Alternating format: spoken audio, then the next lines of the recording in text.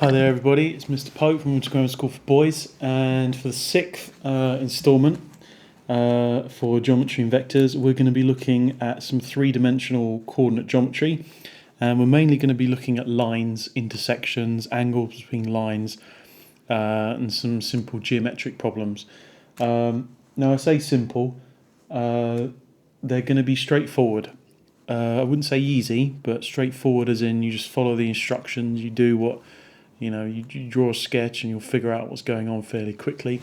Now, having said that though, this is one of the chapters that students, I find anyway, anecdotally, have really struggled with.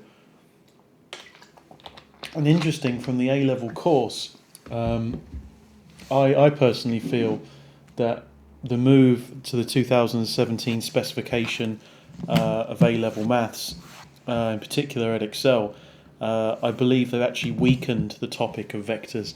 For example, there's no scalar product, which is what we're going to be looking at today. And in general, I think they've made vectors conceptually easier, but they've spread them across more applications. For example, in the old specification, pre-2017, you would see vectors in mechanics, but only very simple ones. Only simple SUVAT constant acceleration type problems, whereas now they've built upon that in mechanics, and you will be solving essentially variable acceleration problems, and even then they're a bit watered down compared to what they used to be in the further maths of the old spec. So there's a little bit of a trade-off there. I see what they've tried to do. They've tried to make it more applicable or more in the applied. I think it's a poor trade-off, to be honest. I think vectors need to be championed a lot more at school. I think students struggle with vectors in general, and to go backwards on that is a real shame.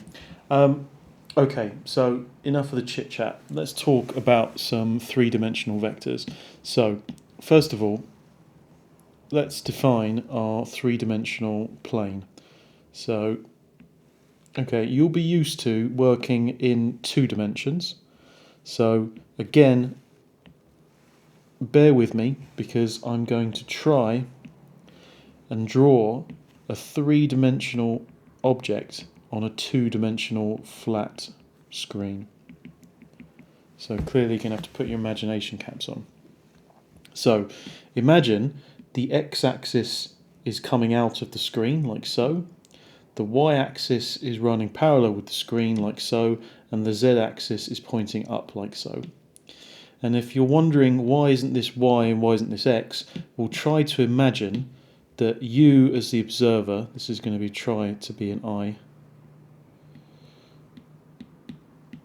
that's your eye, and you're looking down on the plane, and you normally see the y-axis like this and the x-axis like this. Okay, this is supposed to be the orientation of what's going on here. Now, speaking of orientation, the order does matter. And we have a convention amongst mathematicians, and we call it the right-hand rule.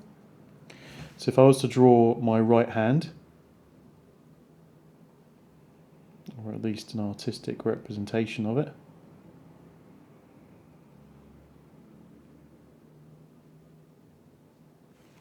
that's terrible, but never mind. So here's my right hand. A thumbnail there. So the way it works is if you want to orientate yourself which way goes where, then you imagine you point your fingers towards the x direction, and then as you close your fingers and make a fist, they're going to be pointing in this direction, and that's where the y would be. And the direction your thumb would be pointing, so in this case upwards, is where the z will be. And now if I take this, then you'd have had something like that, x, and then close it to y, and z is pointing upwards. Okay, so we call this the right-handed coordinate system. Okay, and in general, in mathematics we use this system. Now that's not to say it's the only system. You could define it by a left-handed system if you want to. I'm sure some people do that. There's nothing wrong with it. Just be aware that, for the purposes of, well, at least the next couple of years, we're going to use the right-handed coordinate system. And in general, unless it's specified, the default is the right-handed coordinate system. Okay, so let's suppose I've got a point. Let's say that point has coordinates 5, 3, 7. Okay, so because it's a three-dimensional point, here it is up there, there is going to be 3 inputs, right? You're going to need an x value, a y value, and a z value. And as you expect, you list them off in alphabetical order. So x first, then y, then z. So what does this correspond to? Well, as you can probably guess, first of all, we travel 5 in the x direction.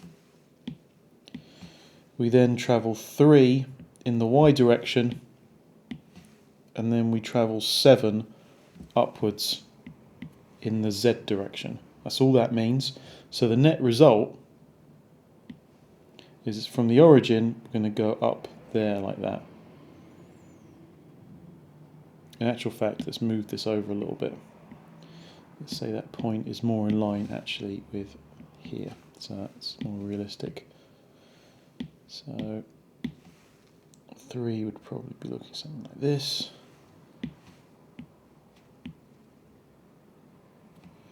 Okay, so the net. So what did I mean by all this? Well, that 3 down here, this 3 is parallel. It's parallel with the y-axis. This 5 in the x direction is parallel with the x-axis, and this 7 upwards is parallel with the z-axis. And this is going to lead to a result of going from the origin to here. It's going to be that length. Okay. Now, if I call that vector r, say, so let's say r is this, then you're going to have a couple of questions. Like, first question is, what is the length of r? How do I find the length of a vector? Well, it's just going to be, in general, the square root of, and we're just going to do Pythagoras, but this time, instead of 2 quantities, x squared plus y squared, there's going to be plus a z squared. And all you do, if I want to find the length between 2 vectors, then it's going to be the change in x squared, the change in y, and the change in z. So change in x, change in y, and change in z. So since we're going from the origin to r, so in this case, let's say we going from O to R. So O to R, the length of that is just, well, the change in x is easy. The point R is 5 and the origin is 0. For the y, it's also easy because the y coordinate is 3 minus the origin's y, which is 0. And for the z component, it's just 7 minus a 0. So, quick mental arithmetic. This is going to be the square root of 25 plus 9 plus 49. Well, 49 and 9 is 58. 58 plus 25 is 78. Plus 5 is 83, isn't it? So the length O to R is just root 83. I don't believe that will simplify down anymore. Let's just double check. No, it won't. Okay. By the way, if you manage to find a squared plus b squared plus c squared equaling to a number k, where a, b, c and k all belong to the set of integers, positive integers or just integers, positive integers. This is called a Pythagorean quadruple. I'm just trying to think if I can think of an example.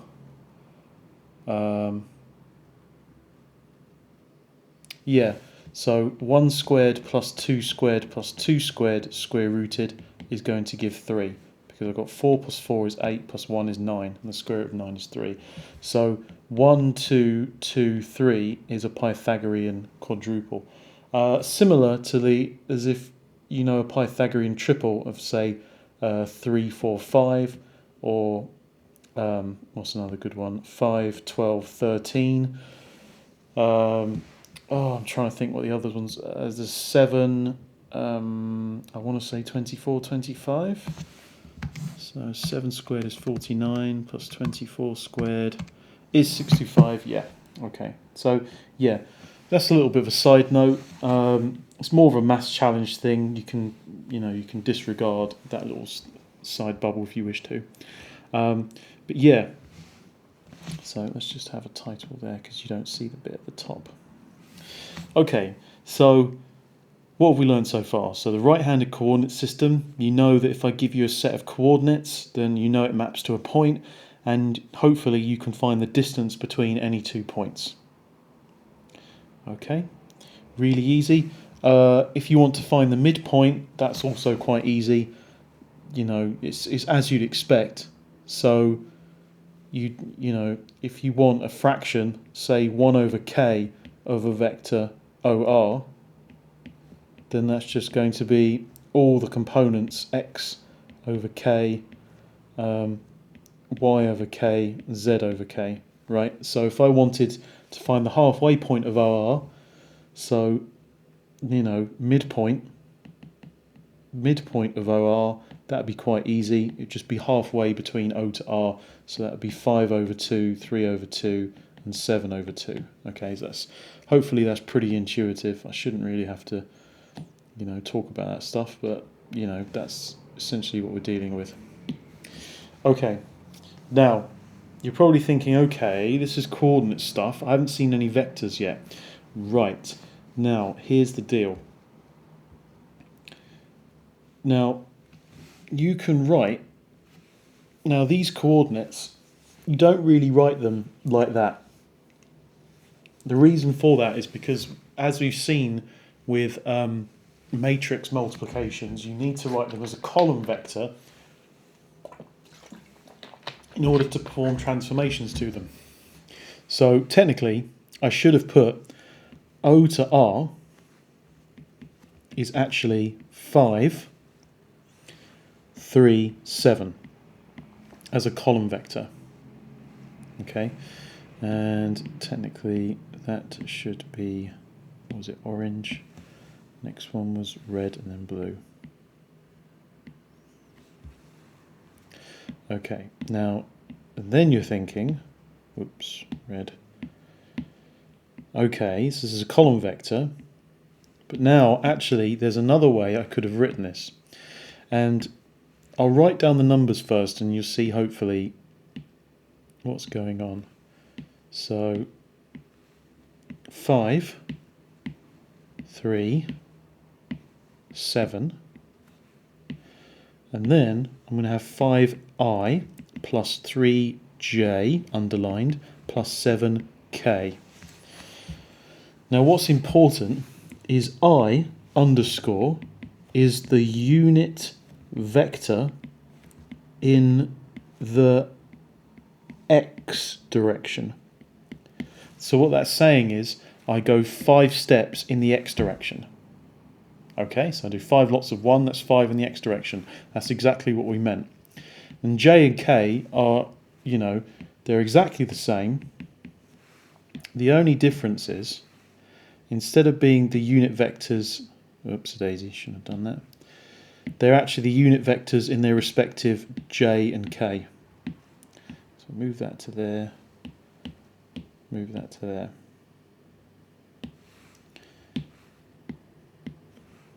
So this is the y direction, this is the z. Okay, so this is going to be important. Okay, sometimes questions give you vectors problems in terms of I, j and k, and you need to be familiar with what I, j and k actually mean. And I is just a unit vector in the x direction, j is a unit vector in the y direction, and k is the unit vector in the z direction. Okay, not a problem. Not a problem at all. So, what else can we do with vectors? Well, I've defined them, I know the length of them, I can write them in different ways. Let's actually perform some arithmetic with them. So let's suppose that the point A, or rather O to A, is, let's say it's the point 2, 3, 5. Then, what would be A to R? Well, if you think about it, A to R is just the coordinates of R minus the coordinates of A. Right? So, what are the coordinates of R? The coordinates of R are just 5, 3, 7, minus the coordinates of A, which I've just said is 2, 3, 5. Because O to A is technically A minus the origin, and the origin is just minusing 0, so that's just A. So we're going to have 5 minus 2. We just take it, take it row by row. Whenever you're performing addition or subtraction, you just take it row by row. Okay, nothing difficult here.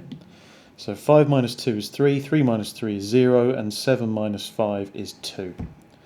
So A to R is actually the column vector 3, 0, 2, or you could write that as 3i plus no j, but we'll leave that blank, plus 2k.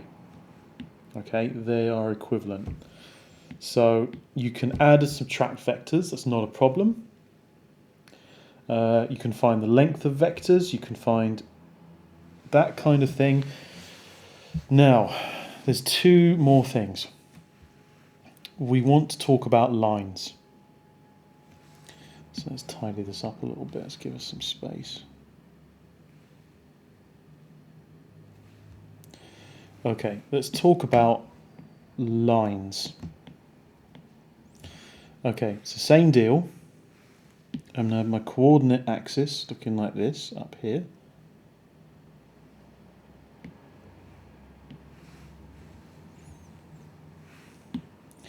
And there's a little bit of similarity between y equals mx plus c, well I like to think so anyway, and lines when we're dealing with the third dimension. Now I'm not going to draw these things because I feel it distracts from the picture a little bit too much, but they were just there for artistic effect. Okay, so let's suppose I've got two points. Let's say I've got a point here which is A, and I've got another point here which is B, and I want to know the equation of the line L that goes through the points A and B like so. Okay, this is line L. How can we define the line L? Well, the way we do it in vectors is it's the following technique. We say, okay, we start at the origin, and then we think, if this is the origin, how do I get from O to A? And then I think, well, once I'm at A, I can just slide up and down any multiple of A to B. So what does that mean? It means the line L is just going to be the vector O to A, for example, plus, and we'll usually use lambda, or you could use k on A or B or C or D or any scalar constant you want. It's just a multiple. You could use n if you wanted to, of the vector A to B. Okay, now please be aware this is the equation of a line. of a vector line. It could be in 1 dimension, 2 dimensions, 3 dimensions, 4 dimensions, and so on. It's just the general equation of a line. One thing you do need to be a little bit careful of is that this line is not unique. For example, I could have given the equation of the line L as, well, instead of going from O to A first, I could have equally had going from O to B. Right? As long as I get to the line, doesn't matter. I could have had O to B, and then I could have added, say, a different multiple of, I don't know, instead of A to B, I could have had A to B, or I could have had B to A. Honestly, doesn't matter. The point is, the equation of a line, generally speaking, in this form is not unique. Okay, so let's have an example of what I mean by all this. So let's say, example. So let's have same deal again.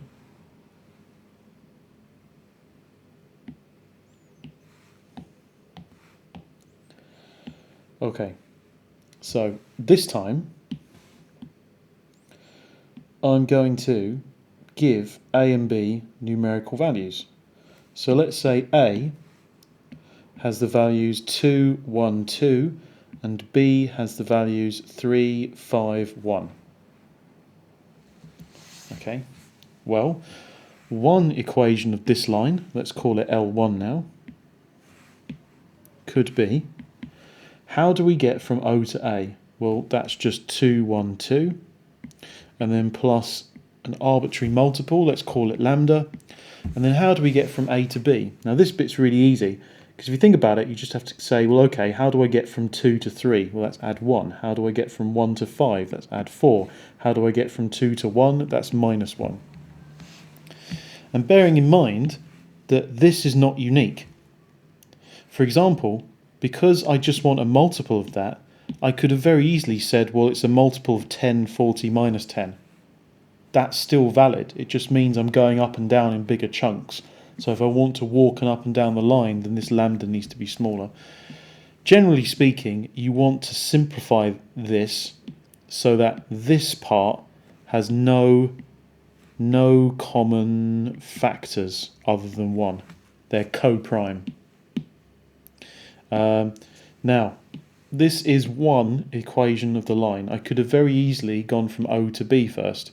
So I could have easily, also L1 could have been, well, O to B, that would have just been 3, 5, 1, and then plus a different multiple of, well, from B to A, 3 to 2 is minus 1, and then going backwards, 5 to 1 is minus 4, and then going backwards, 1 to 2 is 1. Notice a couple of things. Okay, if we're at the point A, then that means lambda is 0. Think about it. If lambda is 0, I've got 2 plus 0 lots of 1, which is 2, which is what we wanted. The y value is 1 plus 1, 0 lots of 4, so that's also 1. In actual fact, if I make lambda 0, this whole thing disappears and I'm left with 2, 1, 2. If I look at the other equation, what must u be to be at A? Well, clearly mu is 1, isn't it? Because 3 plus 1 lots of minus 1 is 2, which is what I wanted.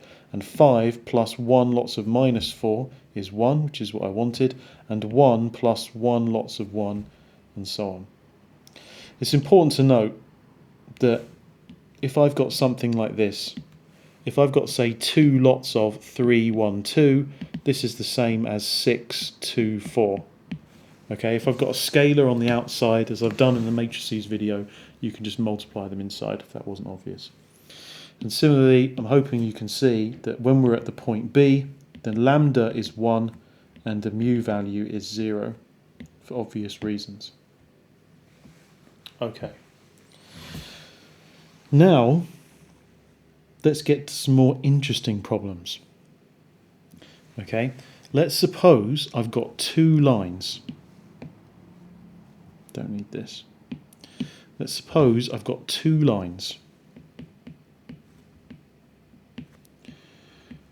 Okay, now in 2 dimensions, remind ourselves in 2D, you're either going to have 2 lines that are parallel and they have no intersections, or you're going to have lines that are not parallel, maybe something like this, maybe something like this, and there's going to be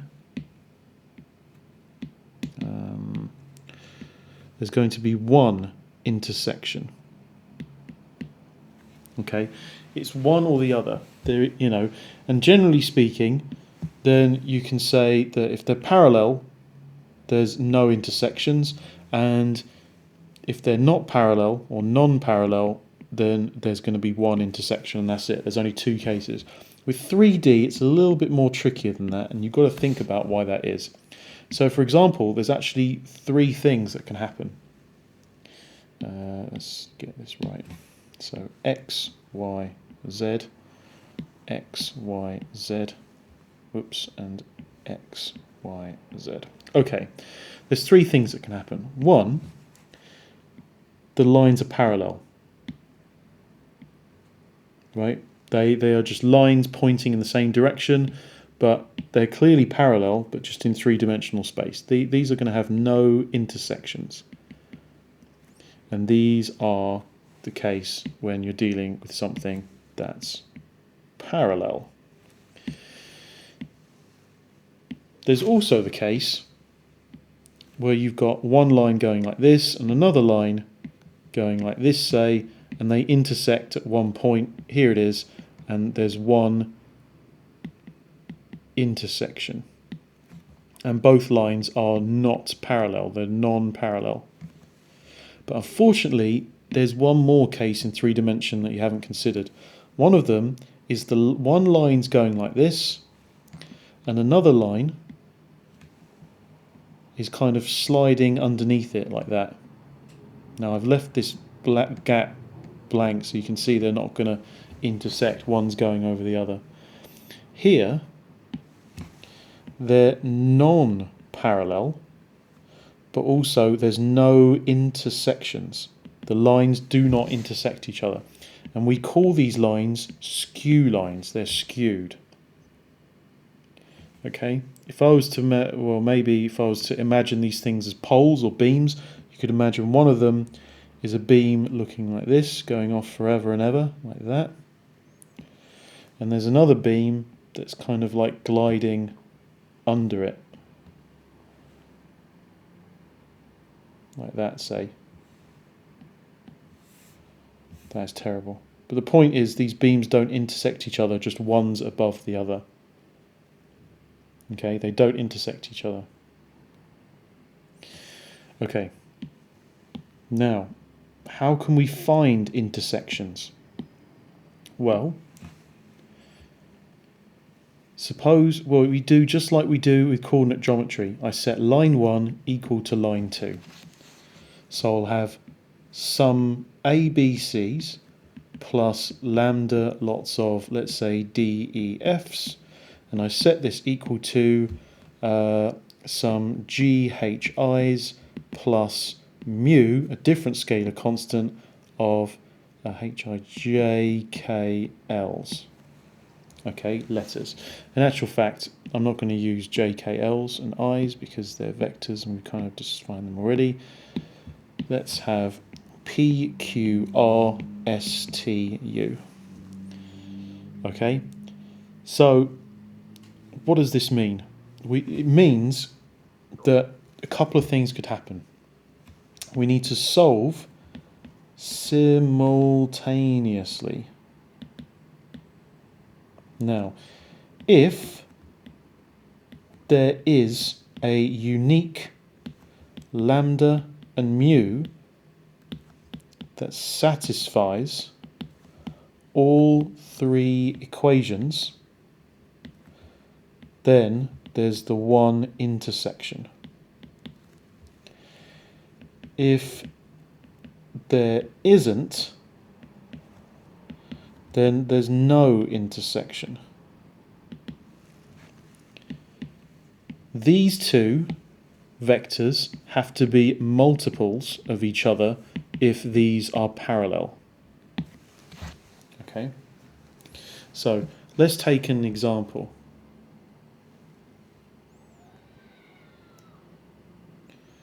Let's take an example, he says. Come on. Right, okay. So let's suppose I've got the line 1, 0, 1. So 1 point on the line is 1, 0, 1, and I'm going up in multiples of 1, 1, 1s.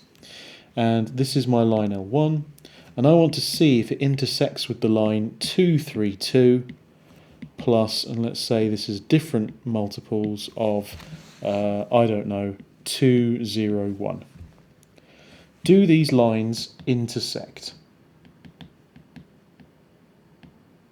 Well, let's find out. Okay, so what we're going to do is we're going to set up 3 simultaneous equations. So the way we do this is we're going to do it row by row. So if I take the top row, which is that and that, then be careful, I've got 1 plus 1 lambda equals 2 plus 2 mu. Okay, can you see how I'm doing lambda times by all of this bracket and mu times all of this bracket? From the second row, I think we use the red pen. We're going to have this. So we have 0 plus lambda, which is lambda, equals 3 plus no mu, which is 3. Now immediately that's given us lambda is 3, but we'll hold on to that for a second. And now we look at the final row, which is the blue row, and we're going to have 1 plus lambda equals 2 plus mu. Now here's the problem. If lambda is 3, so it works for this equation, so lambda equals 3. If I look at the top equation, I'm going to have 1 plus lambda, which is 3, so 4 equals 2 plus 2 mu. So if I subtract 2 from both sides, I'll get 2 mu equals to 2, so then that means mu equals 1. So look, for the first 2 equations, lambda is 3 and mu is 1 works. We now have to check to see if it's consistent, and that's a key word, is it consistent with the third and final equation. When lambda's 3, I've got 1 plus 3 equals 2 plus mu, which is 1. 1 plus 3 is 4, 2 plus 3 is 3. No, 2 plus 1 is 3, no. So this is not consistent. And because 1, 1, 1 is not parallel with 2, 0, 1, i.e. it's not a multiple of each other, these lines are skew lines. That means they do not intersect. Now, if I'd actually been a bit smarter, and let's say I copy this question again, this was L2. Let's consider the case over here. Okay, so this is an example when the lines don't intersect. Okay, so this is example 1, and this is example 2. Now, if I'd have changed this slightly, so instead of a 1, this was now a 2, then this would be a 2, and then this would have been a 4. So yes, it is consistent, and the lines intersect. I have found a unique lambda and mu for which this series of equations do work. And to find the point of intersection, you just substitute in that lambda or mu. So since lambda is 3, I can do it for the first equation. So I've got 1 plus lambda, which is 3 times 1, so that's going to be 4. And then I've got 0 plus 3 lots of 1, which is 3, and 1 plus 3 lots of 1, which is a 4. So the point they intersect is 4, 3, 4, or if you want to, you can write it as 4i plus 3j plus 4k. Totally fine.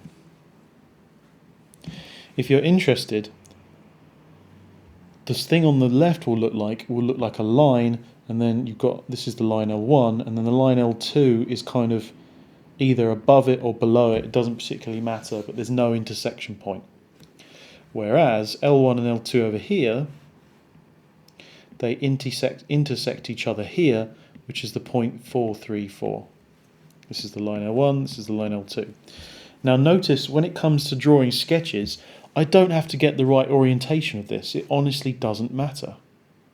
It really doesn't matter. The point is I've got two lines, they intersect each other, and that point of intersection you can work out to be 434. Because once you've found the lambda and mu values, you can just substitute them in to get, on each line. It doesn't matter. We could have used mu as 1. Well, look, I've got 2 plus 1 lots of 2, which is 4. I've got 3 plus 1 lots of 0, which is 3. And 2 plus 1 lots of 2, that's still 434. The whole point is if the two things are consistent, it doesn't matter which one you're going to do. Which one you're going to substitute into. Now, we're nearly there. This is the last thing I'm going to talk about for today. And what I want to talk about is, suppose the lines do intersect, then how would you find this angle? Okay, how would you find the angle which the two lines intersect each other? Okay, right. Now I'm going to introduce something to you, and it's called the dot or the scalar product. Okay, now I'll try and explain this. The dot or the scalar product. The reason why it's called the scalar product is because the output is a scalar. And the reason why it's sometimes called the dot product is because you take two vectors and you put a dot in between them. Okay, so if it's the scalar product, it will output a scalar. If the dot product and the scalar product are the same thing. Essentially, they're the same thing for multiplying vectors. The problem is, when you multiply numbers, suppose I do 2 times 3. This equals 6, not a problem. But suppose I've got the vector 1, 2, 3, and I want to multiply it by the vector 3, 2, 1. Now there's a problem here. You can't just multiply two vectors together like that, put them next to each other. You've seen matrix multiplication, that won't work. So what can you do with vectors? Okay, now I'll try and explain this and say what's going on here. But suppose I've got the vector A and I've got another vector B. It doesn't matter if it's 2-dimensional, 3-dimensional, 4, any dimensional. And this vector A goes like this, it's in this direction, and let's say B pops out like this, and it's not necessarily in the same direction. Then what do we want? Well, we ideally want this angle theta between the two, don't we? So this is what we do. We say A dot B is the same as, well, what do we want to do ideally? Well, think of the number line. When I've got a number here, say 2, and a number here 3, then what I've got is a vector on the number line going in that direction, and I've got a vector in the number line going that way for 3. When the vectors are lined up, then you can tell what the answer is. You just multiply them as you've intuitively been doing, and that's 6. You just multiply their links together. So what we're interested in is, imagine that B, we are only interested in the component of B that is in the A direction, i.e. that point, that little thing there. So imagine it's called the projection. It's called the projection of B on A. You can also think of it as a shadow. If I was to shine a torch, this is supposed to be a torch, like that from above, then this highlighted blue bit that's on A would be the shadow of B on A, or the projection of B on A. So what we're actually going to say is we want the length of A multiplied by the length of B, but it's actually going to be times by cosine of theta, because this is a right angled triangle here, and we're interested in the adjacent, and the length of b is the hypotenuse. So cosine of theta is that adjacent bit we want over the hypotenuse, which is the length of b. So that adjacent is just going to be mod b times by cosine theta. Okay, so what the dot product is doing is it's taking the two vectors, squashing one of them onto the other so they lie up straight, and then multiplying their lengths together like we've been seeing with actual numbers. Okay, and if you think about it, numbers are just one-dimensional vectors. They just live on the number line, and they either point to the right or point to the left. Complex numbers are two-dimensional numbers. So in a way, you could apply the dot product to them, and in fact you can, and you'll get similar results as what you're expecting. Okay, just try and delicately get rid of this. Okay, so this projection part B, the highlighted bit, is what I've done there. Okay, now you probably are thinking, right, okay, I need examples for this, I don't get it, what do you mean? Okay, now, these bits, these A and B, are the directional vectors. They're components that provide a direction. Now all vectors have a directional component, but the problem is when we start looking at equations of lines that we had up to here. For example, if I wanted to find the equation, if I wanted to dot product this line with something, then am I going to dot product this vector, or am I going to dot product this vector, or am I going to do both? Well, look, think about it. Because this line is not unique, I should be able to dot product it with this. I should be able to dot product anything. I can choose between these two, and it shouldn't make a difference. Now, out of those two, which ones are multiple of each other? Well, clearly, these parts are the only parts that are multiples of each other, because AB is the same as minus BA. And it shouldn't matter which way the line's pointing, an angle is an angle. It doesn't matter if you reflect the direction, it's still going to cause the same angle. So what you need to get in your heads is this secondary bit is the bit that we dot product with things.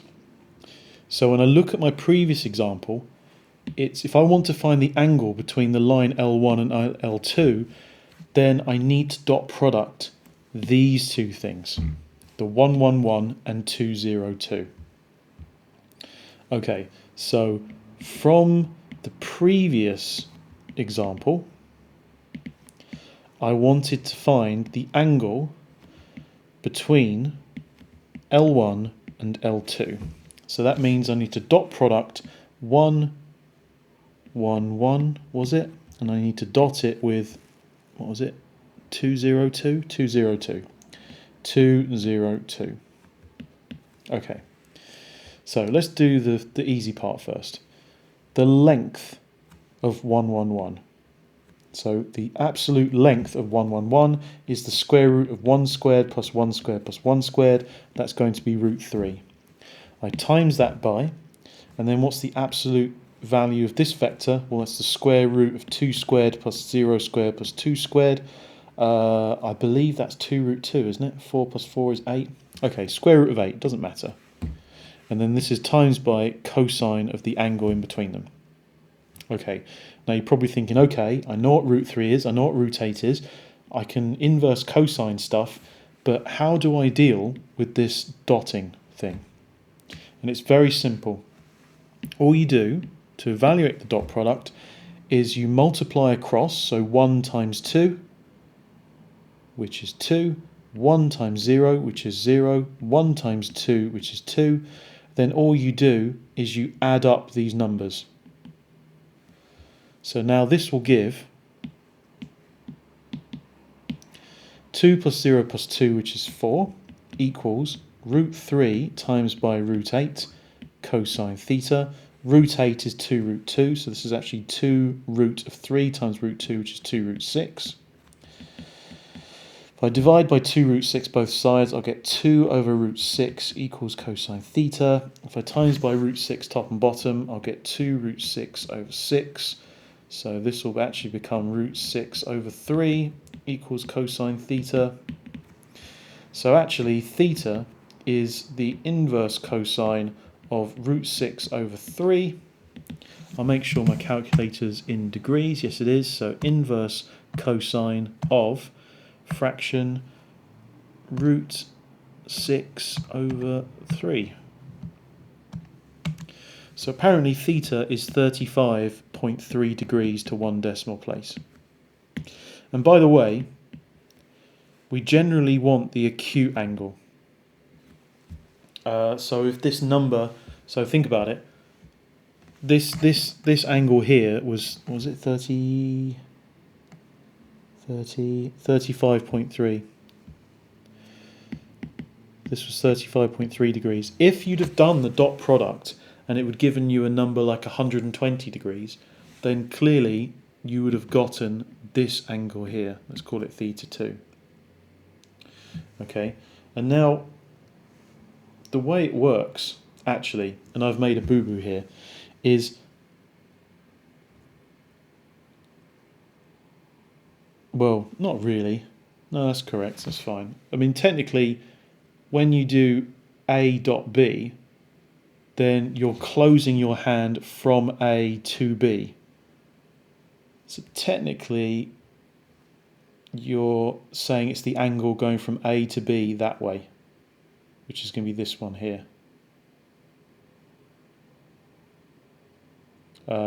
If we'd have done the other way around, let's say B dot A, so B would have carried on like that, and A would have carried on like this, then B dot A, you'd have gotten this angle going that way. It doesn't matter too much in this situation, although when you take the cross product, when we see that later, that's going to make more of a difference. It's a very easy fix. You just do 180 minus it. You can just tell that when lines intersect, you're going to get one angle that's acute or one angle that's obtuse, or they could be both 90 degrees. You can just figure out what's going on. Now, before I pop on to some questions on here, the main deal is you need to draw diagrams. Okay, I can't stress this enough. If you're not drawing diagrams, now look at the diagrams I've drawn. They're so rubbish. They're so naff. It doesn't particularly matter if you're an artist or not. You just have to get the key bits of information. What your brain, I genuinely believe, is like a processing unit in a computer, and it can only do so many things. And if you can free the memory up, if you can free the processing power up by just getting everything down onto the paper, and you see, in a collective way, it just frees up your processing speed. And so even if it feels like, oh, well, this is pretty easy, I don't need a diagram for that, you're actually slowing yourself down. I find anyway. I mean, if you're smart enough to deal with it, that's totally fine. But for me, I try to minimize mistakes. And although I do make mistakes all the time, it happens. Okay, so I've been yammering on for quite a bit. It's time to do some questions. Now, bearing in mind, these questions are pretty hard. I've picked some hard ones. And the reason for that is I wanted to, just go through some harder questions with you. So if you want, pause the video, go through this question. I'm just going to get rid of, this was an exam, so I'm just going to get rid of the marks. As you can see, lots of points, lots of marks for this. So yeah, pause the video, give it a go. Okay, the point A has position vector 2i plus 2j plus k, so that can just be written as 2, 2, 1. And the point P has position vector 1, 1, minus 4. Find the position vector of the point C with position vector C bold given by A plus B equals C. Well, lol, I just add these together. 2 plus 1 is 3, 2 plus 1 is 3, 1 plus minus 4 is minus 3. But technically, they've defined these in terms of I, J and K, so I should really put it back to how they found it. So how they've given it. So solid C, I would say, is 3i plus 3j minus 3k in vector notation that they wanted. Pretty easy. Show that OACB is a rectangle and find its area. Okay. Right, so fine. Okay, so what would that mean? It means we've got a three-dimensional point here, and the origin is one corner of it. A is 2, 2, 1, so 2, 2, 1 is probably up here. B is 1, 1, minus 4, so 1, 1, minus 4, so B is probably down there. And C is 3, 3, minus 3, so 3, which is way out here. 3 minus, so it's probably out there. So a rough diagram, you know, you probably got something like this going on. You know, it doesn't have to be precise, but it just saves you a lot of trial and error for things. So I guess that means that is O to A, the length of that, the same as B to C? Okay, what is O to A? Well, O to A is just going to be the square root of the difference between O and A. Well, that's just going to be 2 squared plus 2 squared plus 1 squared. Lol, it's just 4 plus 4 plus 1 is 9, so that length is just 3. What about B to C? That's going to, well, the length of, whoops, wrong thing. The length of B to C is going to be the square root of, how do I get from B to C? Well, 1 to 3 is 2, so that's 2 squared. 1 to 3 is another 2 squared. And minus 4 to minus 3 is plus 1 squared. Well, lol, that's also 3. So yes, these are both length 3. Okay, but that doesn't necessarily mean anything that's going on. Well, next thing I need to show is that O to A is parallel. What's going on here? A? Oh, okay. O to A is parallel with B to C. If I can show that these two are parallel, well, they need to be parallel, but I also need to prove that this is 90 degrees here as well. So what is O to A? O to A is just 2, 2, 1. And B to C, so O to A is just the vector 2, 2, 1. B to C, to get from 1 to 3, that's 2. To get from 1 to 3, that's another 2. And to get from minus 4 to minus 3, that's 1. So yes, they're parallel. So parallel. Third thing for the rectangle, I need to prove that O to A dotted with B to C is, now think about it, what's cosine of 90 degrees? Cosine of 90 degrees, if things are perpendicular, cosine of 90 degrees, or even cosine of 270 degrees, they both equal 0. So when two lines are perpendicular, their dot product should be 0. Okay, so what was, it's not it's not B to C, I want A to C. Okay, O to A. O to A, easy peasy, 2, 2, 1. What is A to C? Well, A is 2 and C is 3, so that's 1. A for the next part, J is 2 for A, and J is 3 for C, so that's a 1. And then the K is 1, and it goes to minus 3, so that's minus 4. Let's dot product these things. 2 times 1 is 2, 2 times 1 is 2, 1 times minus 4 is minus 4, 2 plus minus 4 does equal to 0, therefore perpendicular. So I'm pretty sure that's a convincing enough argument. I've got two opposite sides at the same length, they're parallel, and the angle between the line joining one of them is also perpendicular to the other. So there's no mistaking this has to be, well, if these two, if O to A and B to C are parallel, then interior angles means that's 90, and that's 90. to be fair, the only distinction I haven't made is whether OABC is a square or a rectangle, but since all squares are rectangles, that's perfectly fine. So therefore, rectangle with pair of opposite parallel sides with equal length and perpendicular to other sides.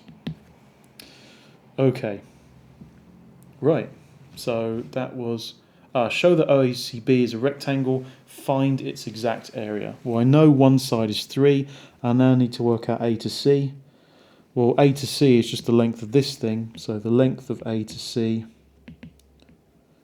is just the square root of 1 squared plus 1 squared plus 4 squared, so that's 16, 17, 18, so it's root 18, which I believe is 3 root 2.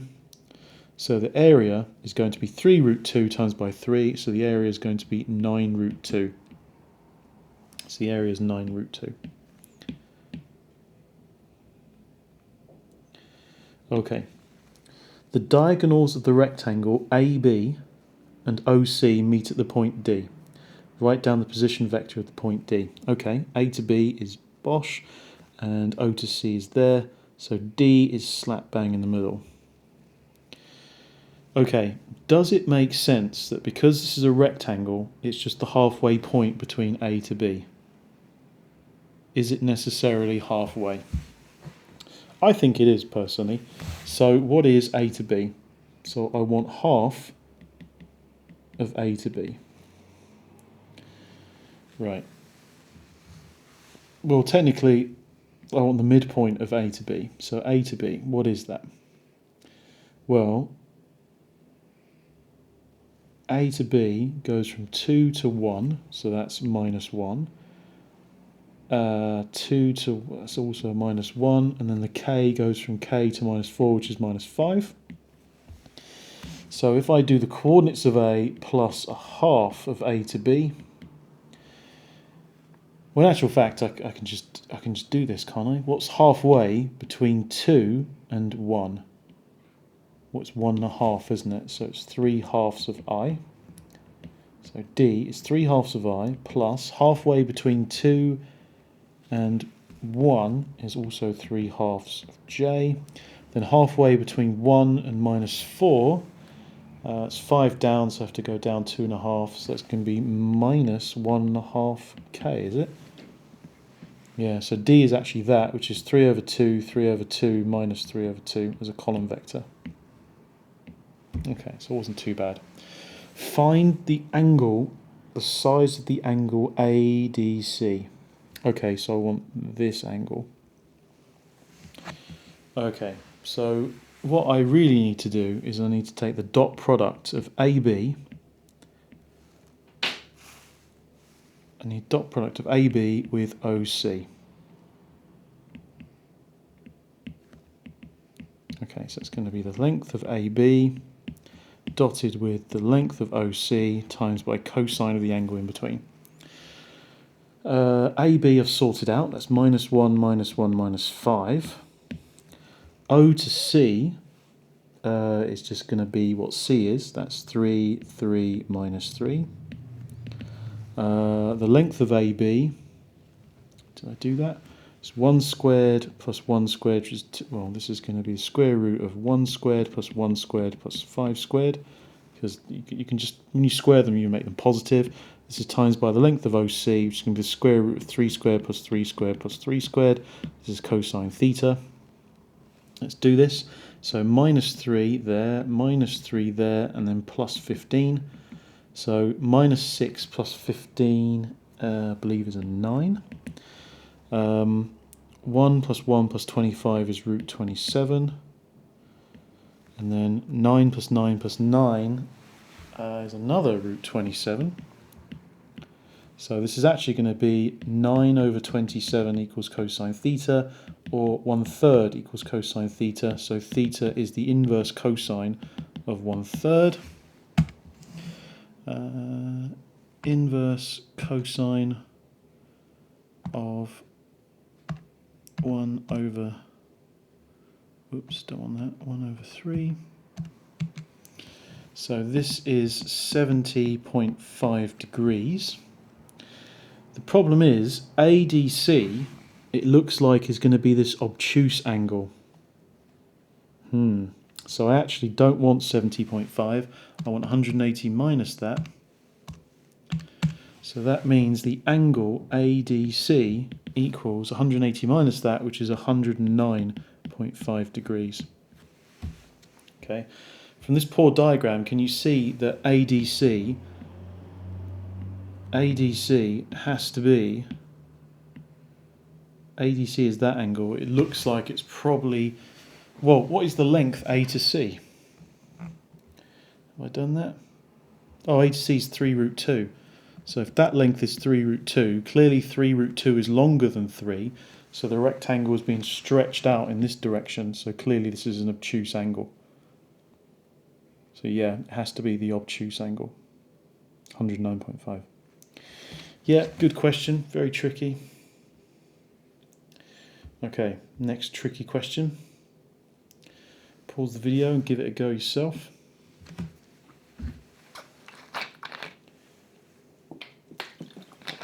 Okay, the straight line L1 passes through the points 620 and 505. Find a vector equation for the line L1.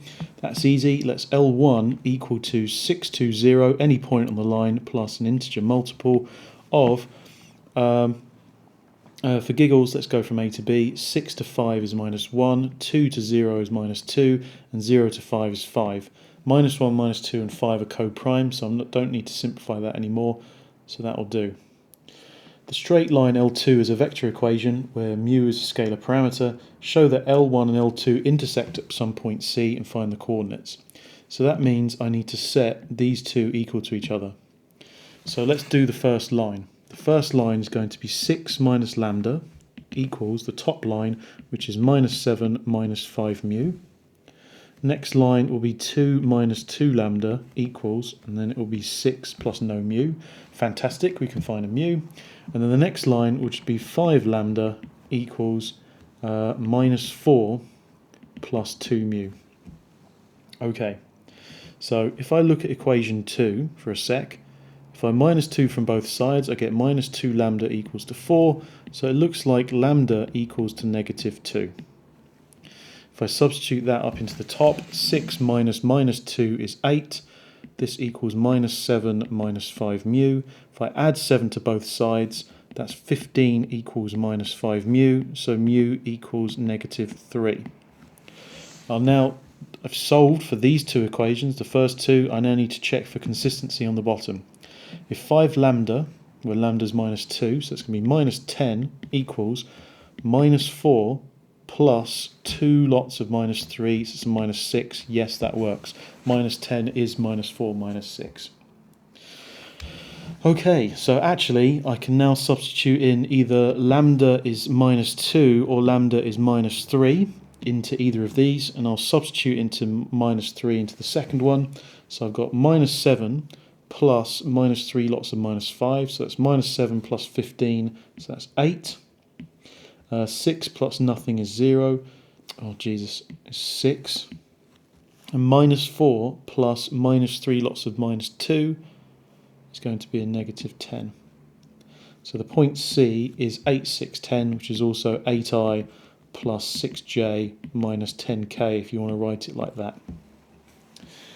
Okay, they do intersect. They intersect some point C, find its coordinates, done. Okay, so that's done. That's done, that's done. Okay, the point D lies on the line L2 so that DBC is 90. Determine the coordinates of D. Right, okay, so what's going on here? I've got a line, there's my L1. I've got another line, L2. I've got the intersection point here, which is C, where mu equals minus 3 and lambda equals negative 2. And let's say L1 is increasing with positive lambda that way, and L2 is increasing with positive mu that way. The point D lies on L2 such that, okay, whoa, A is on the line L1. Ooh, A is when lambda is 0, so A is going to be back here somewhere. There's A, this is when lambda is 0. And B is when lambda is 1. Ooh, so B's back here somewhere. So 1, 0, minus 2. Oh, I'm such a silly boy. I defined it going the other way, you silly, silly boy. For increasing lambda, then for lambda is 1, that's where A is, and for lambda is 2, this is where B is. And DBC, D to B to C is 90. So that means D is probably over here somewhere. So if I draw a line like that, then this is 90 degrees. Okay. Well, that's not too bad. Multiple ways of doing this.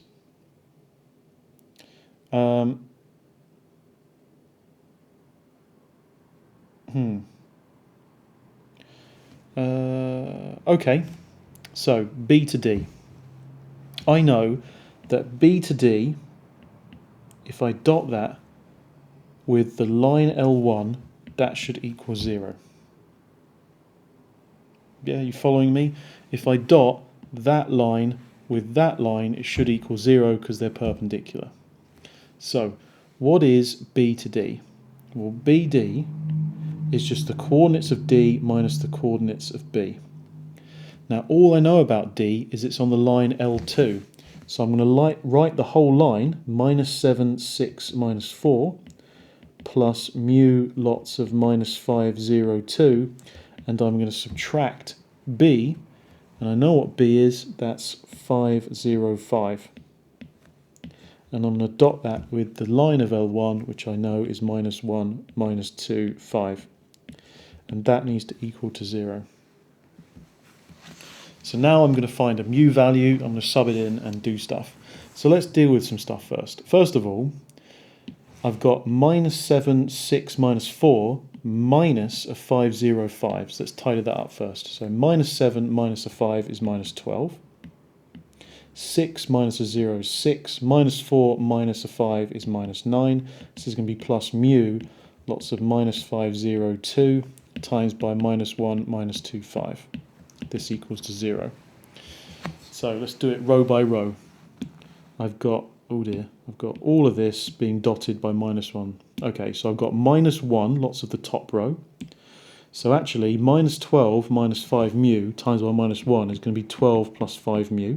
And then I've got minus 2, lots of the second row, which is just 6 plus no mu. And then I've got 5, lots of the third row, which is minus 9 plus 2 mu. And this equals to 0. Okay, well that 12 is going to cancel with the 2 times 6, that's fine.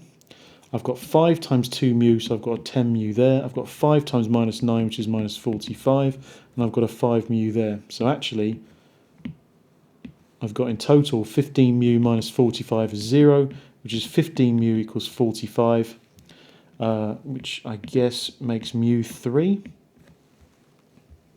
Which is good, because if mu was minus 3 here, for increasing mu that way, this is where mu is 3.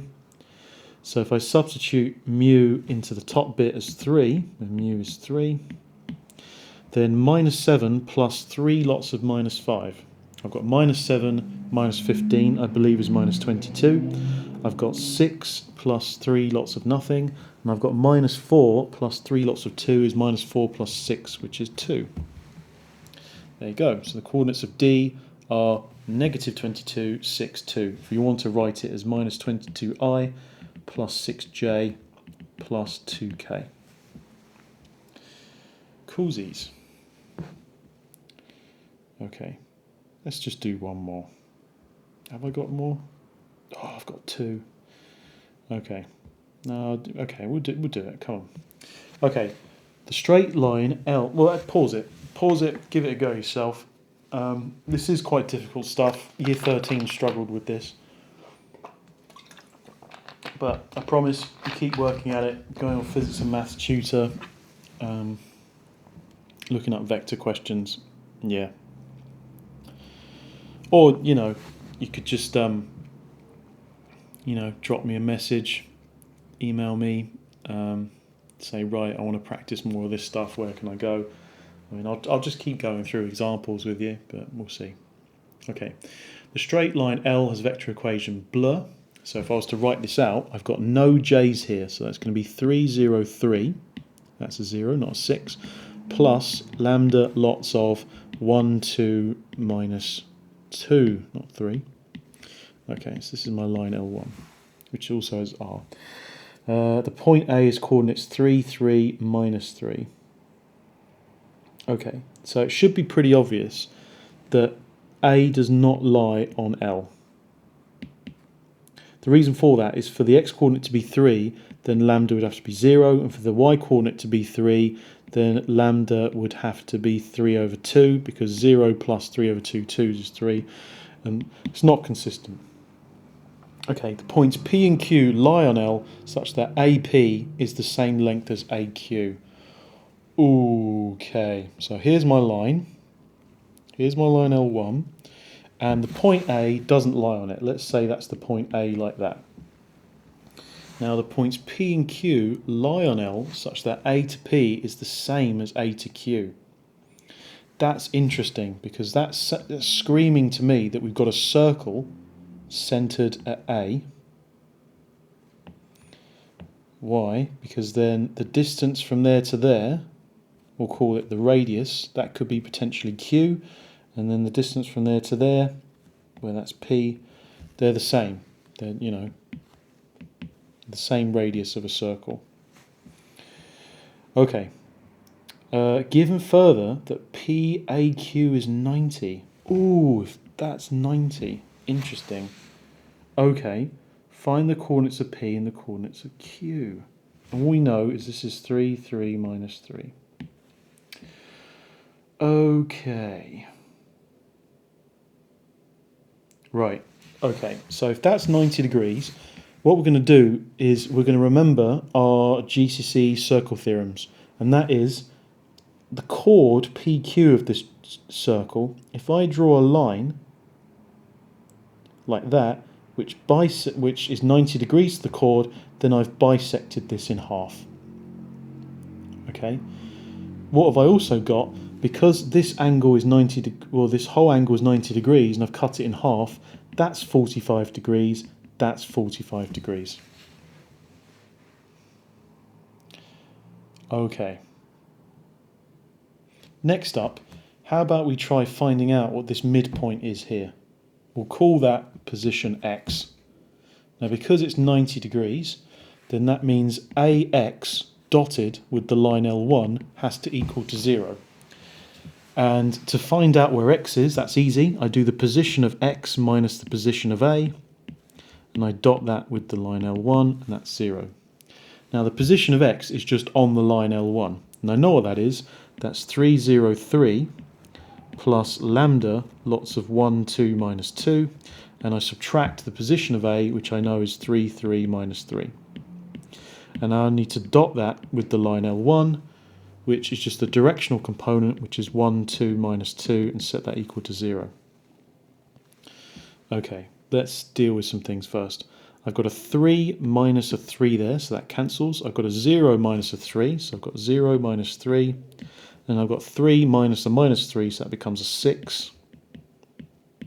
1, 2, minus 2. And this is all dotted with 1, 2, minus 2. Okay, we'll do it row by row. I've got 1 lots of, because I've got the 1 there, 0 plus lambda, so that's lambda, plus 2 lots of, next row, minus 3 plus 2 lambda, minus 2 lots of, next row, 6 minus 2 lambda, this equals to 0. Okay, so expanding, I've got a lambda there, I've got a 2 times 2, so I've got a 4 lambda minus 6, and I've got minus a 12 plus a 4 lambda there. So what have I got going on here? I've got a minus 6 plus 12, which I'll add to the other side, which is 18. And I've got a 4 plus a 4 plus a 1 lambda, which is 9 lambda. And luckily for us, lambda is 2. So X is actually the point where lambda is 2. So actually, I can work out what X is more or less straight away. It's 3 plus 2 lots of 1 3 plus 2 lots of 1 is 5. Actually, let's get it outside of the thing. So x is 3 lots of plus 2 lots of 1, that's 5. 0 plus 2 lots of 2 is 4. And 3 plus 2 lots of minus 2 is minus 1. Okay. Right. Next up, I know that this length is the same as this length. So if I know how far it is from A to X, I just have to go that same distance up and same distance down to get to A to P. So what is the length A to X? Well, do I know where A is? Yes, A is here. So from the difference between 3 and 5 is 2, so 2 squared. The difference between 3 and 4 is 1, so it's 1 squared. And the difference between minus 3 and minus 2 is just 2, so that's 2 squared. Oh, that's nice. 2 squared plus 2 squared plus 1 squared is just 9, so that's just length 3. So if this is 3, this is 3. And now let's have a look at this thing up here. What is this length in terms of lambdas? Well, it's 1 squared plus 2 squared plus a minus 2 squared, which is 2 squared, all square rooted. Oh, look, that's also 3. So actually, if x, where lambda was 2, that means I go up 1 lambda, so that's lambda is 1, or I can go down 1 lambda, so lambda is 3, and that will give either p or q, it doesn't matter which one it is. So p and q could be, when lambda is 1, I've got 3 plus 1 lots of 1, which is 4, or 0 plus 1 lots of 2, which is 2, or 3 plus 1 lots of minus 2, which is 1. Or I could have 3 plus 3 lots of 1, which is 6, or 0 plus 3 lots of 2, which is 6, or 3 plus 3 lots of minus 2, which is 3 minus 6, which is minus 3. So actually that wasn't a bad question. Yeah, you just had to do it. There's a little bit of circle theorems in there, bisecting chords, you know, in a circle. Yeah, a little bit of a problem solved, quite nice. Pretty easy. Well, once you know how to do it, I guess. But yeah, straightforward. Diagram always helps. Ooh, last one. Okay. So this most challenging one, I've left the hardest till last. Pause the video, give it a go yourself. Okay. The square-based pyramid P has vertices A, B, C, D, E, and the position vectors of A, B, C, D are respectively the following. Find the vectors A to B, A to C, A to D, B to C, B to D, and C to D. Right.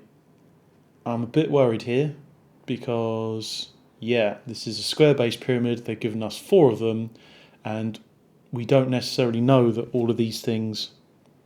Okay, well, let's just, you know what, just go for it. Just go for it. So let's just do them one by one. Here's A to B. A to B, how do we get from minus 2 to 5? That's 7. How do we get from 3 to 8? That's 5. How do we get from minus 1 to minus 6? It's minus 5. Next one, A to C. How do we get from minus 2 to 2? Well, that's adding 4. How do we get from 3 to 5? That's adding 2. How do we get from minus 1 to 3? That's adding 4. Okay, next one, A to D. How do we get from minus 2 to 6? That's 4. How do we get from 3 to 1? That's minus 2. How do we get from minus 1 to 1? That's 2. Is that right? Yeah, seems it. Okay, B to C. 5 to 2 is minus 3. 8 to 5 is minus 3. And minus 6 to 3 is positive 9. Interesting. B to D. To get from 5 to 6 is 1. To get from 8 to 1 is minus 7. And to get from minus 6 to 1 is also a 7. And then C to D. 2 to 6 is 4. 5 to 1 is minus 4. And 3 to 1 is minus 2.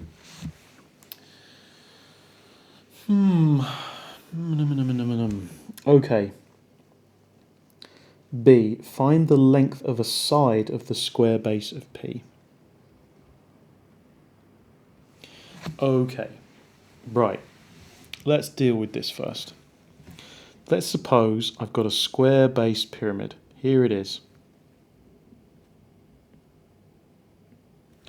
There's my square-based pyramid. I don't even know where the point of this pyramid is. For example, the tip of it could be like slightly wonky over here, say. You know, we just don't know. Now, there's a couple of problems here because if it doesn't, technically, I've also found out how to get from those corners there. So I'm going to have to be really careful here. Okay. Right. What can we say about this square-based pyramid? Well, unless it's one of those weird ones where there's a square like that and then one of the points is directly over the other and then it slants off there and like that, there should only really be perpendiculars here, here and here. So I need to see where there's any cross products that equal to 0. Okay.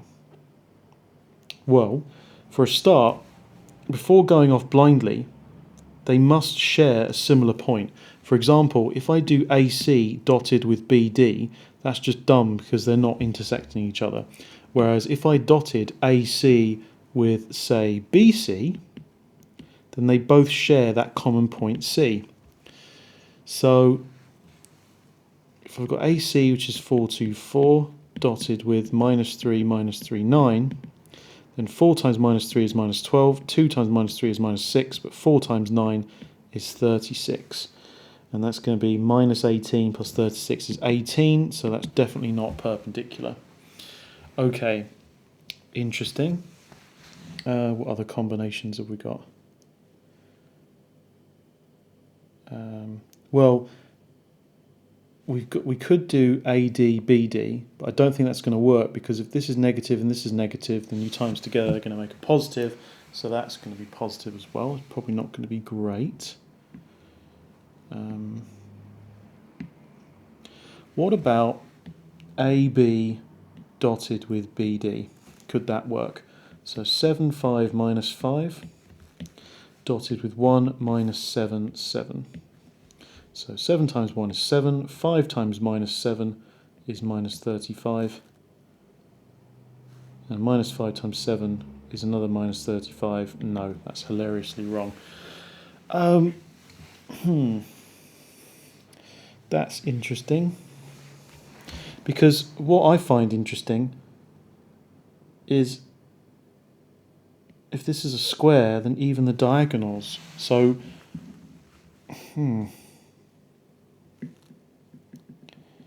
So what? I think A is the corner, because A is the only thing that's been consistent in both. It can't be D or C. Okay, let's try BD. BD. I'm sorry, there's not a better way of doing this. This is a purposely difficult question because you've got to think about it. So let's try BD, which is -7, 7. And this is 4 minus 4 minus 2. So 1 times 4 is 4, -7 times -4 is 28, that's -14. Oh dear.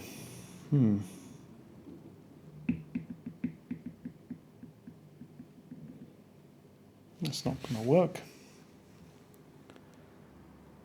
Have I done this right? Yeah. Have I done BC? Okay, let's try BC. Let's try BC with CD. Okay, BC is -3, -3, 9, and CD is 4 minus 4 minus 2. -3 times 4 is -12, -3 times -4 is +12, but that's a -18.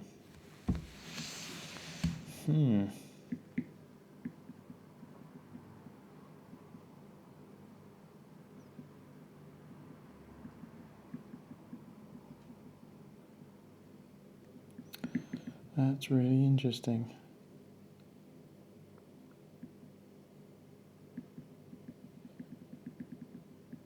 No, there's got to be other ways of doing this. I've done AC with BC. AC with CD? No, let's try that. Let's try AC with CD. AC is 424.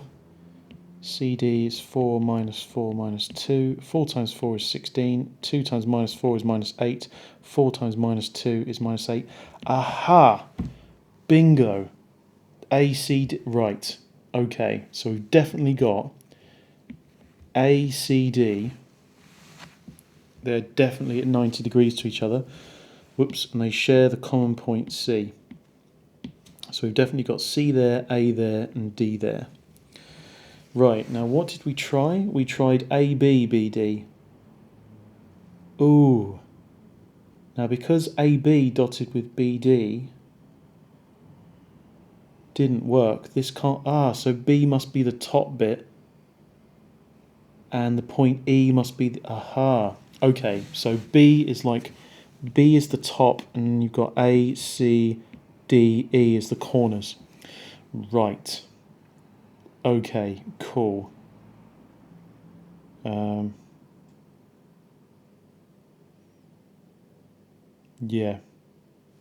Is that what that's saying?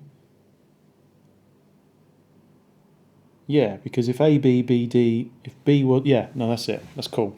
Right, find the length of a side. Well, I just need to go from A to C, or C to D. Okay, A to C. Okay, so for part BI, it's just going to be the square root of 4 squared plus 2 squared plus 4 squared. So 16 plus 16 is 32, plus that is 36. So I make that of length 6.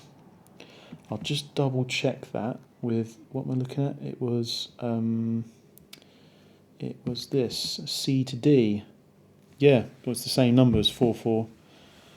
Yeah, cool. Okay, part II. Sorry, actually, this is poorly laid out. Let's move this down. These are all my trials. So this was a no. This was a no. Don't know what this was. This was a yes. Okay, so these are my answers for part A.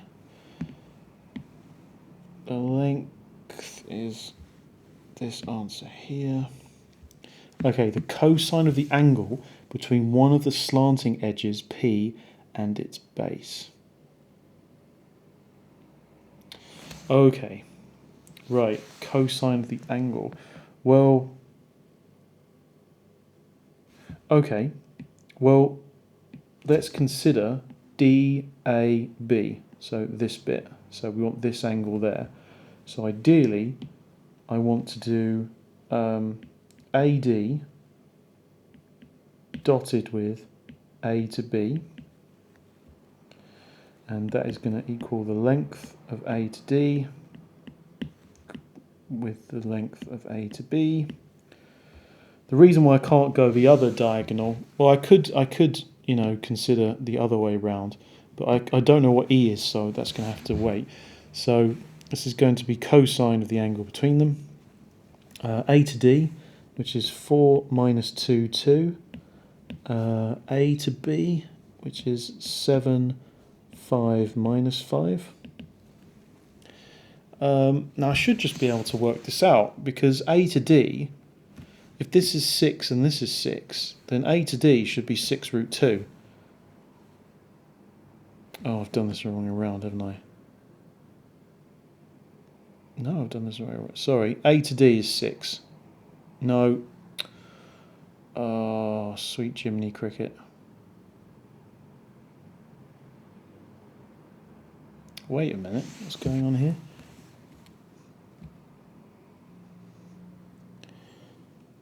Hold on a minute. ACCD.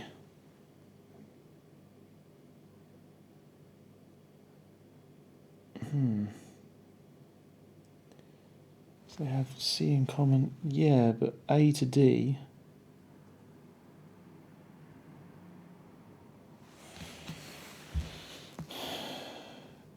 Ah, no. Wait a minute. Wait a minute. Wait a minute. I've just proven that's 90. Ah, okay. So wait a minute. I just know that AD, that CD and AC. Ah, so okay. So it could be the other way around actually. I could have gotten it so that this is A, this is D, and this is C, and this is D. So actually I found that angle. Right. So what did I say? A to C was 6. Oh, okay. So actually I need to, okay. Right. So I know A to C. So A to C is 6. And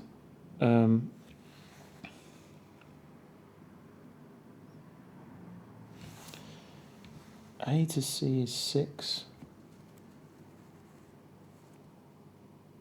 Ah, C to D is 6 as well. Okay, what's the length A to D? Well, A to D is the square root of 4 squared plus 2 squared plus another 2 squared. That's 4 plus 4 is 8 plus 16. That's 24, isn't it? Root 24 is 2 root 6.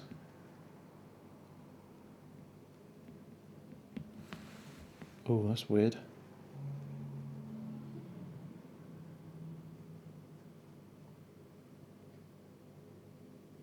Have I done A to D right? Minus 2 to 6 is 4. 3 to 1 is minus 2. Minus 1 to 1. Yeah, okay. Right. 4 squared is 16. Plus 8 is 24. Root of 24. Root of 24 is most definitely 2 root 6. A to C. Minus 2 to 2 is 4. 3 to 5 is 2. Minus 1 to 3 is 4. Yeah, that's really weird. Okay, AC and CD.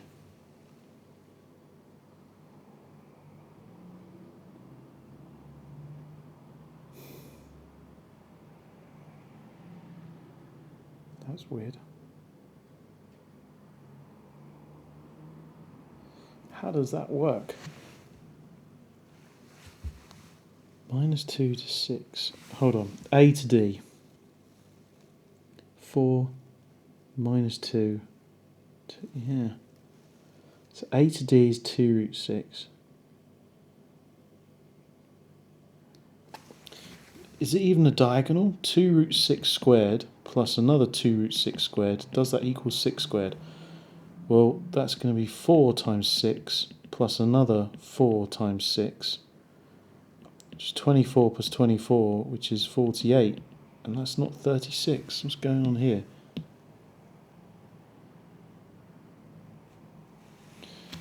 Oh no. Is it this case where D is sticking up? Oh, that is annoying. Very tricky question. Okay.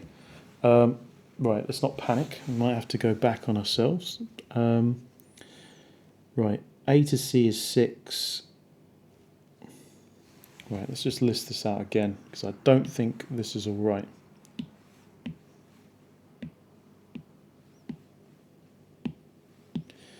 Okay. So, let's do this quickly. A to B. The length of that is going to be the square root of 49 plus 50, which is 3 root 11. I've got A to C, which is 16 plus 16, 32, so that's going to be 6. I've got A to D, the length of that it's going to be what I just worked out, which is 16 plus 8. That's 2 root 6. B to C, is going to be the square root of 9 plus 9 plus the square of, that's 81, that's 3 root 11. And then I've got b to d, which is going to be the square root of 1 plus 98, which is also 3 root 11. And then I've got c to d, which is 16 plus 16, 32, so that's going to be 6 as well.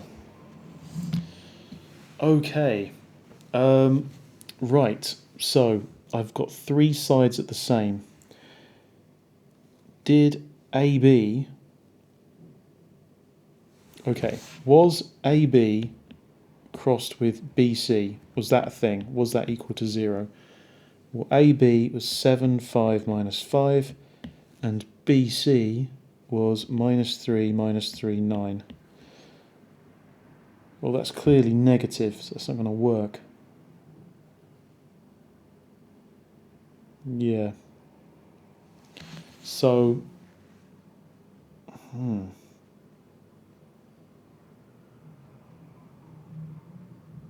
similarly, I did AB and BD, that's not going to work either. That's really bizarre.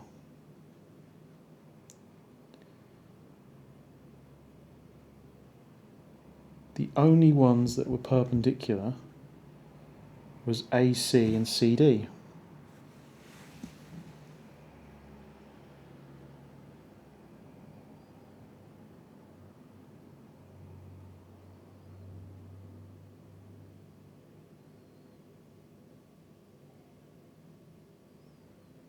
What do all those other ones have in common?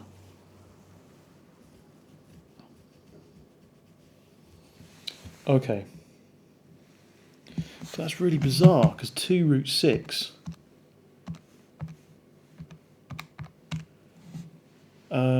is definitely negative. So how can you have a diagonal that's shorter than...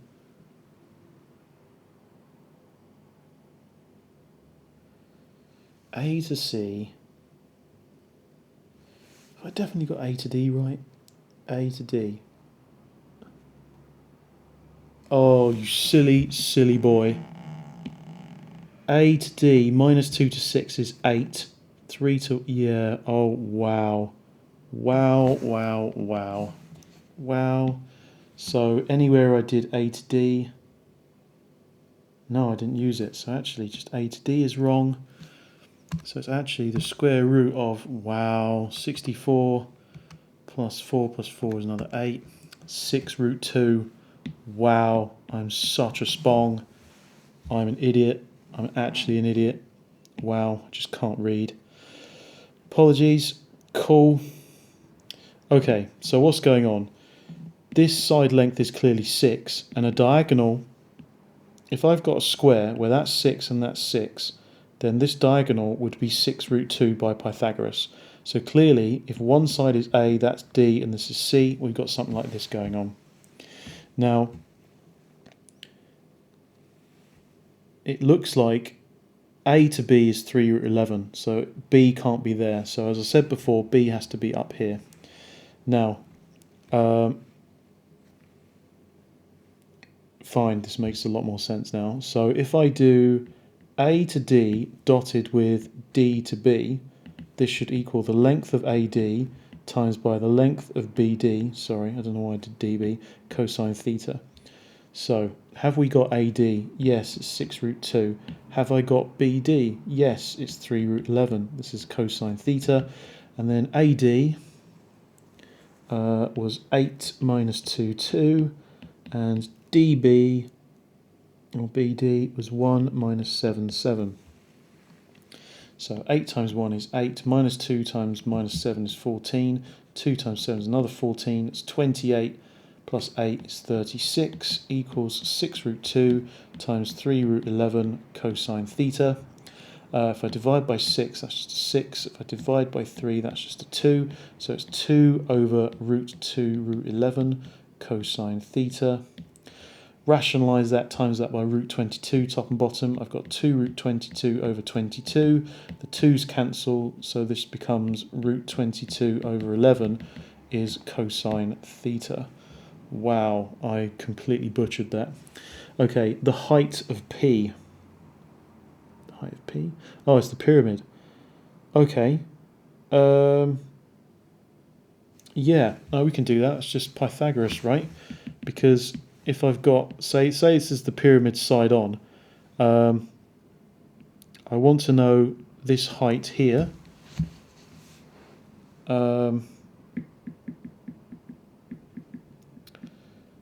I know what this angle is now. It's theta. And the hypotenuse is just the length from A to B, which I now know is 3 root 11. So we've now got sine of theta equals the opposite height over hypotenuse, which is 3 root 11. And I've got the identity that cos squared theta plus sine squared theta equals to 1. So I've now got root 22 over 11 squared, which is 22 over 121, plus this thing squared, which is going to be h squared over, well, if I'd have times this by root 11 top and bottom, it would have been that, and it would have been 9 times by 121 equals 1. If I times by 121 both sides, that disappears, that becomes 121. If I minus 22 from both sides, I've got h squared over 9 equals 99. And then so h squared is going to be 99 times by 9, which is clearly 9 lots of 11 times 1. No. 11 times 9. Take another 9 out, it's 9 squared times by 11 times 1, which is just 11 times by 9 squared. So it looks like the perpendicular height is just 9 root 11. Okay, geez. Find the position vector of E. Okay, well, since I know where E is here, then that means to get from A to E is the same as just going from C to D. So I just do the position of A plus C to D, and the position of A is minus 2, 3, 1. Have I done that right? Minus 2, minus 1. And C to D I've done already, which is 4 minus 4 minus 2. So 4 minus 4 minus 2. Add them. Okay, so this was part 4, was it? I can't remember. Yes. Okay, so just add them together. Minus 2 plus 4 is 2. 3 plus minus 4 is minus 1. Minus 1 plus minus 2 is minus 3. So that is the position vector of E. Lovely jubbly. God, I can't believe I had a brain fart. Okay, a second pyramid identical to P is attached by its square base to the base of P to form an octahedron. Find the position vector of the other vertex of the octahedron. Righty ho then. Okay. So, what's going on here then? So, I'm guessing because AB is 3 root 11, BC is 3 root 11, BD is 3 root 11, they're all the same. So actually, if I look at it from side on, I've got 3 root 11 here, I've got a 6 here, and now we're adding another thing down here. So that was B. Let's say this is A, this is D. I know what this angle here is, and now I want to work out what that thing down there was. Find the position of the other vertex. Okay, let's call this X. Okay, so this is also a 3 root 11, like so. Well,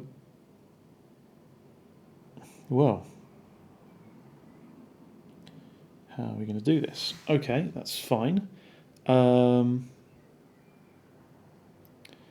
Well, I don't know what that theta value is there, do I? Actually, no, if I look at along this, it's looking diagonally, so I've actually got like a point here and that's sticking up. Actually, a to d is 6 root 2, so that's a lie, that's 6 root 2. So really, what's going on here is I've got a right angled triangle, that's 3 root 2, and this is 3 root 2. So just double check, cosine theta is adjacent 3 root 2 over hypotenuse 3 root 11. 3's cancel, root 2 over 11. If I times by root 11 top and bottom, that's root 22 over 11. Is that what I had before? Yes, it was. Okay, fine. Good. Okay. So, what else can we deduce? Well,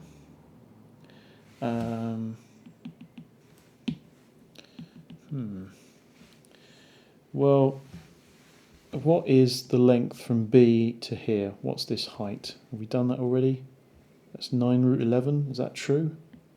9 root 11. So we're saying 3 root 2 squared plus 9 root 11 squared equals 3 root 11 squared. I'm doubting this a lot.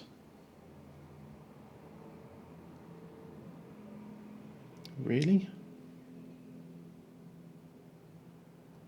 You sure? This doesn't seem right to me. Well, in actual fact, what have I done here? Cosine theta is that. Sine theta is the h. Height over hypotenuse 3 root 11 times root 11. So 3. Oh, you silly boy. This should have been 11h. Oh dear. That's 11h. That's 11h. That's 11h.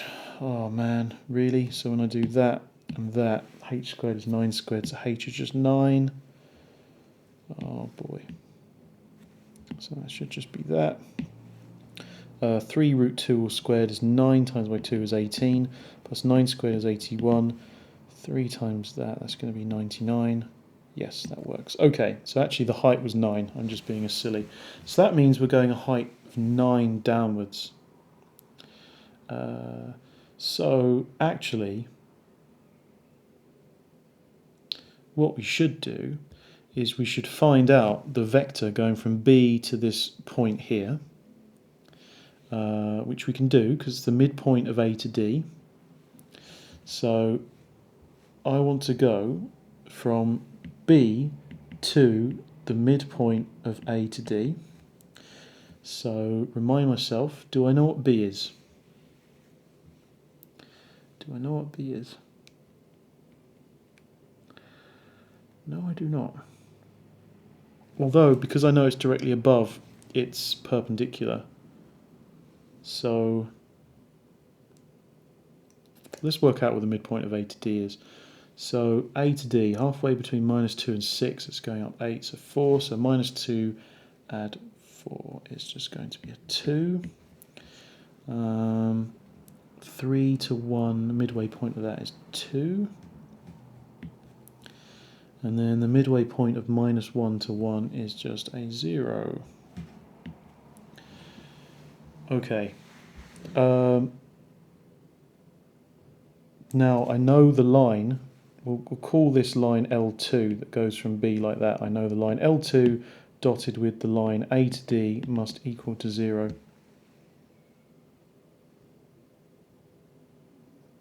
And I know L2 must be 2, 2, 0 plus some lambda lots of stuff.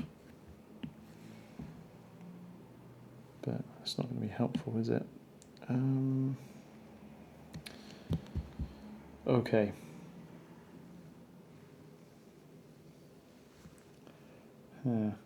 Oh, I know what B is, you silly boy.